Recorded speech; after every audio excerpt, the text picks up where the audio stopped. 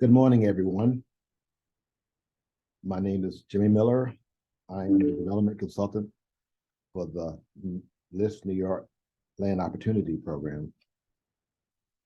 Today's workshop is entitled Real Estate Finance Basics. This is third in a series of 3 workshops sponsored by LISC New York as part of its 2022 New York Land Opportunity Program called NYLOP.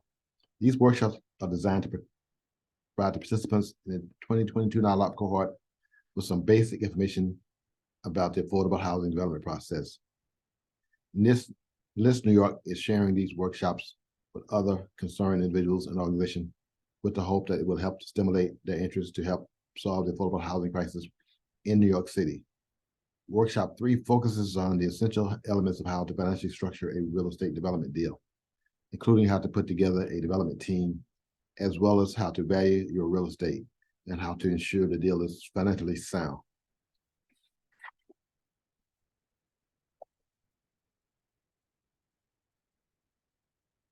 Who is the real estate developer? In other words, what is a developer? What does a developer do? What is a developer responsible for? We can start off by saying that a developer adds value to the project. The developer provides equity, so they must have money at risk. Ownership interest, they must have control of the site. Financing, they must have financial capability to complete the project. Tenant users, they must have the ability to attract tenants, the capacity to attract tenant users. The NYLOP model calls for LISC to assist members of the cohort with issuing an RFP to find a developer partner. The rationale behind finding a co-developer to team with the FBOs is that while many FBOs own real estate, they do not have the financial capacity to bring their concept to reality. Key components of being able to be a developer is recent relevant experience and liquidity and net worth. A developer must typically agree to provide an unlimited construction guarantee, an operating deficit guarantee, a compliance guarantee. The equity market typically requires $1 to $2 million in liquid assets and $5 million in net worth. So you can see that a developer has to be financially sound and have significant liquidity and net worth. The roles of a developer. Now that we have some basic understanding of what is a developer, what are the roles of a developer? A developer acts as a planner. Obviously, planning is very important and crucial to any successful project. Promoter, promoting a project, getting the community and the city interested in the project. Negotiating with contractors and investors and lenders and the city and the state and other parties. An employer, a developer will hire and engage a wide range of professional organizations and entities to provide services to complete the project. A client, a developer will have to borrow money to bring the project to fruition. A manager, developer is going to have to manage the project from conception to completion. Developer also interacts with the public, interacts with government, interacts with neighbors, financial entities like lenders and investors. End users also oversees and interact with the development team. Development team. Putting together an experienced development team is key to a successful project. A development team typically includes engineers, architects, appraisals, market analysts, real estate brokers, attorneys, market brokers, tenants, users, lenders, planners, etc. If the property is contaminated, the team will also include an environmental consultant, attorneys, insurers, and community representatives. The development model. Development model includes pre-development. Pre-development includes coming up with an idea, a concept, refining that idea or concept, performing due diligence, securing the deal, contract negotiations with financial institutions, lenders, investors, formal commitments with those institutions. The development aspect includes construction, completion, and formal opening. Management, once the project is completed and brought to fruition, includes property management, property asset management, portfolio management. In workshop number 2, we talked about the 4 phases of development. The affordable housing development process is challenging for even the most experienced developer. LISC New York helps participants develop a concept plan that meets the organization's as well as the community needs. LISC New York also provides technical and financial assistance to help FBOs navigate the pre-development and development process. Conceiving the project. When we are conceiving of a project, we have to look at, ascertain, what is the highest and best use for the property? Is it mixed use? Is it commercial? Is it rental? Is it home ownership? If you're going to do a development, you have to look at the zoning, complete a zoning analysis so you can determine what you can build, how many units you can build, the mix of commercial and residential spaces. All that will be defined by the zoning. Operational uses. What are we going to put the building to or the property to once the project is completed? Creativity. One needs to be creative when conceiving of a project. Part of the pre-development process is undertaking a market and feasibility analysis. This entails determining who will be the end users, what price will they pay, what stigma does the property have, pre-development marketing, reaching out, determining who you're going to market to, what you're going to build, and building to suit. Again, an essential part of the pre-development process is making sure that the project is financially feasible. Due diligence, we talked about due diligence earlier. What does due diligence entail? It entails evaluating the potential of the property if it's contaminated. It involves qualifying the risk. It involves determining if the project will yield a sufficient return to undertake the risk.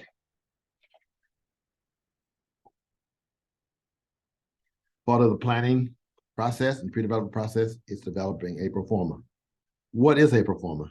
A pro forma is a statement that represents the probable future net operating income of an investment property. Again, we say probable, which means it's a paper. Once you develop your conceptual plan, determining feasibility and viability of your project requires developing performance. It's an essential part of the pre-development process. How does one go about developing a pro forma? And what are the elements of a pro forma? A pro forma includes project costs. What are some of the project costs? Acquisition, soft costs, hard costs, remediation, carrying costs. Those all come together to yield a project cost. An example we have before us, that project cost is pegged at $100,000. The pro forma estimates net operating income. Net operating income starts out with gross income. Operating expenses are deducted to come up with net operating income. In this example, we started out with $14,000 of gross income, $4,000 of operating expenses, net operating income or NOI of $10,000. Cash on cash return. Investors are looking for a return. So in this instance, we have $10,000 of net operating income, project cost of $100,000. That yields a 10% cash on cash return to the equity investor. We also have leverage investments. In this case, instead of $100,000 in cash, there's 20% down, which is equity of $20,000, and that's a mortgage of 80%, which is $60,000. In this case, we still have $14,000 of gross income. We have expenses of $4,000, and we have debt service on the loan of $4,800. Net cash flow is now $5,200. So in this leverage example, net operating income has been reduced from $10,000 to $5,200.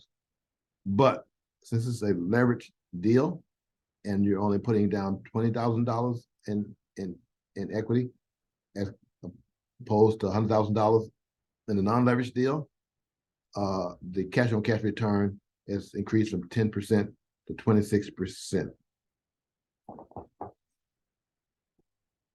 How does one come up with all of this data to develop your performer?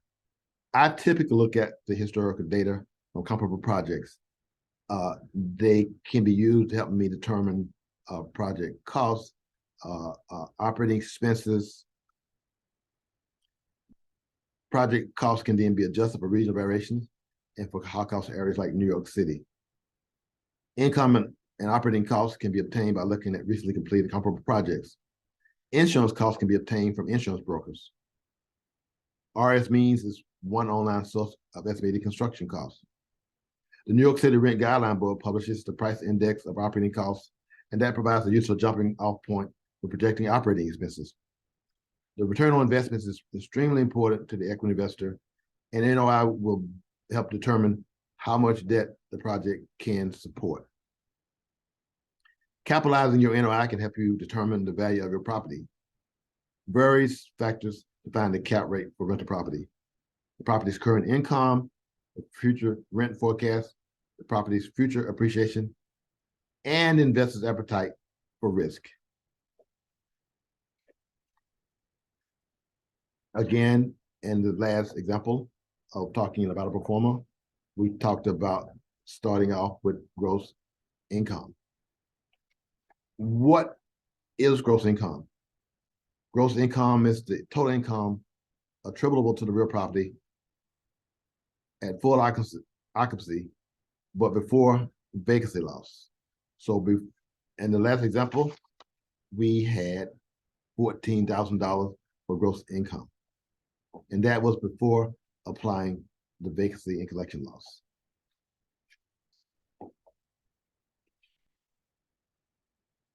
Rent, contract rent, the actual rental income specified in the lease. The market rent, the rental income that a property would most probably command in the open market. This is estimated from the current rents being paid and asked for comparable space as of the date of the analysis.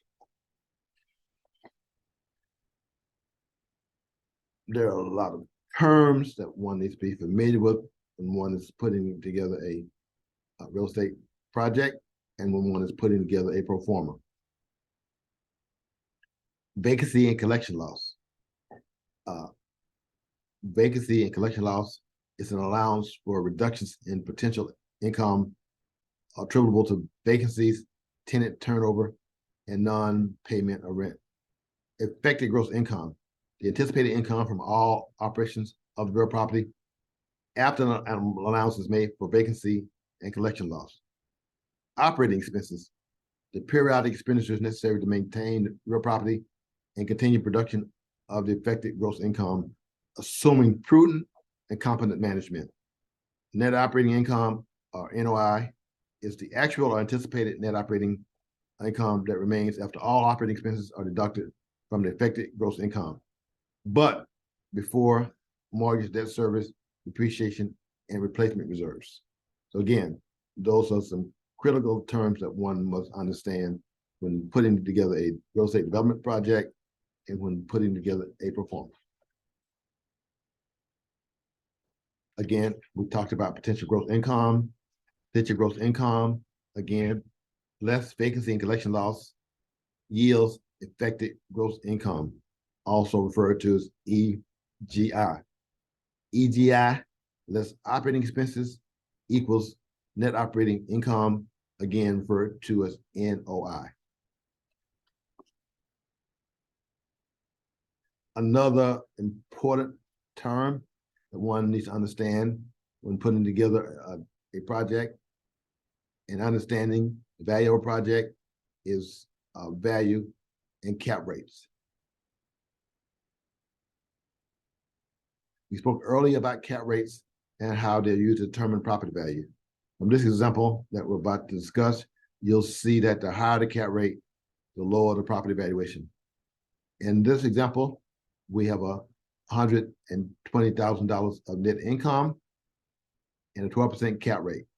So $120,000 of NOI and a 12% cap rate yields a property value of $1 million.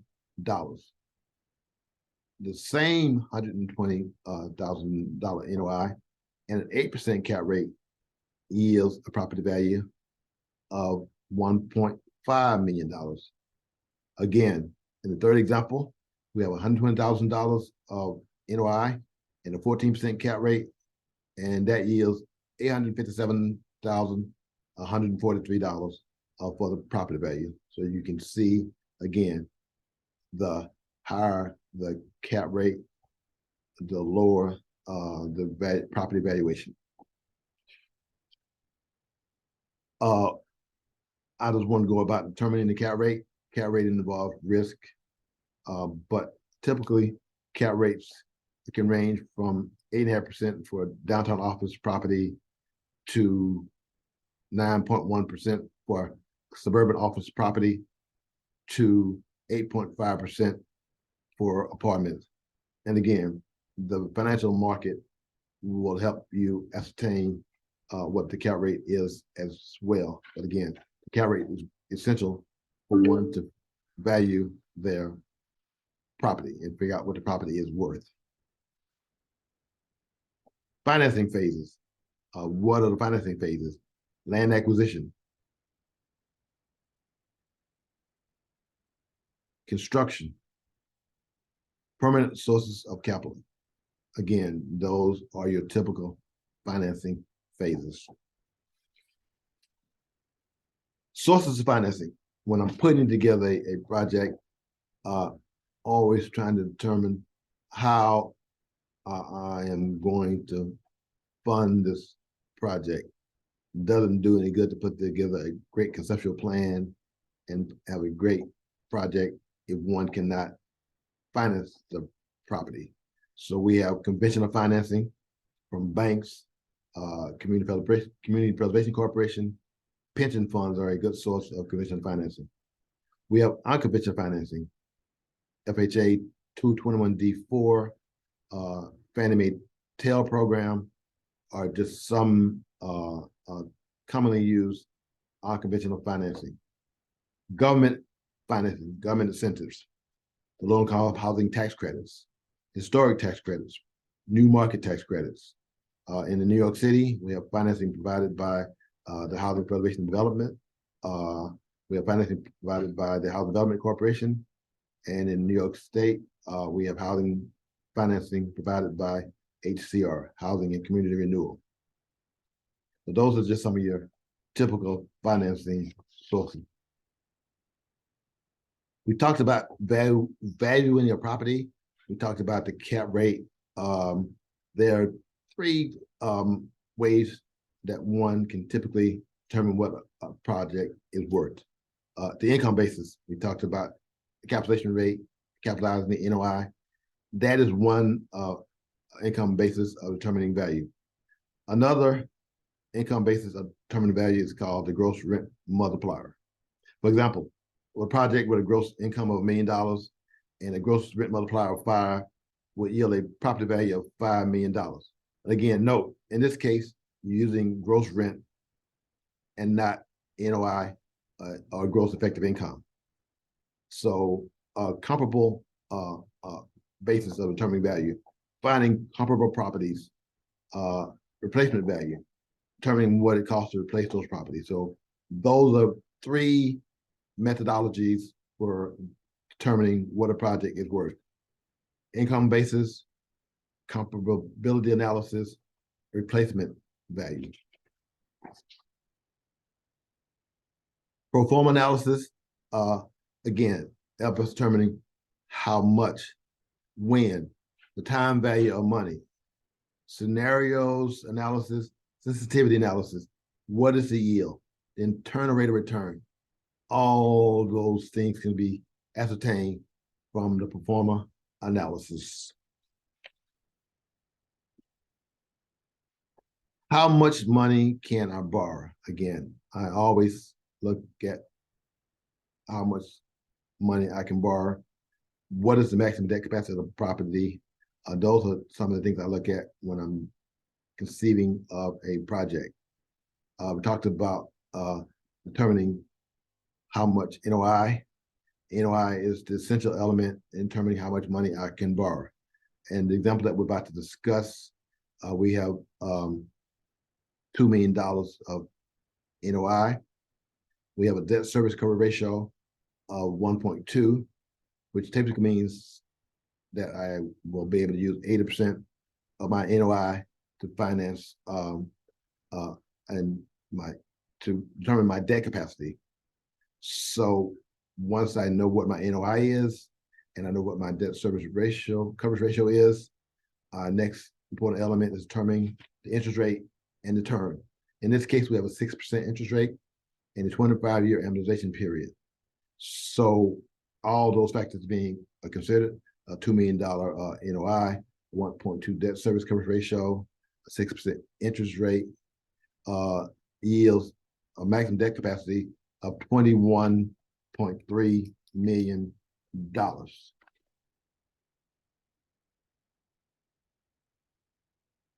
Once I determine how much financing, how much debt my project can support, then I can go about my gap analysis. What is the gap between what I can support from a debt point of view, and what's the gap between that and the project cost? How am I going to fill that gap?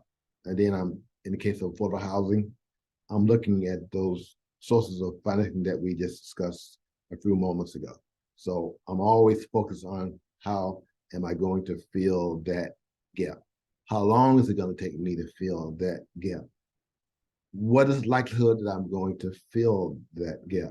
What is the timing of obtaining those funding? Not all funding sources are available all year round. So timing is essential.